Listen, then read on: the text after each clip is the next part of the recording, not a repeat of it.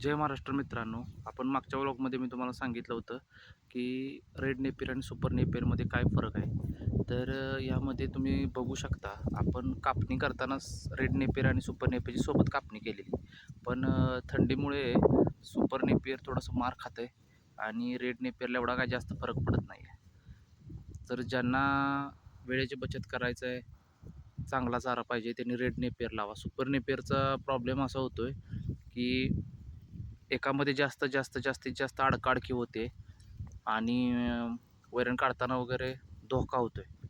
म्हणजे जनावर वगैरे आतमध्ये असतात.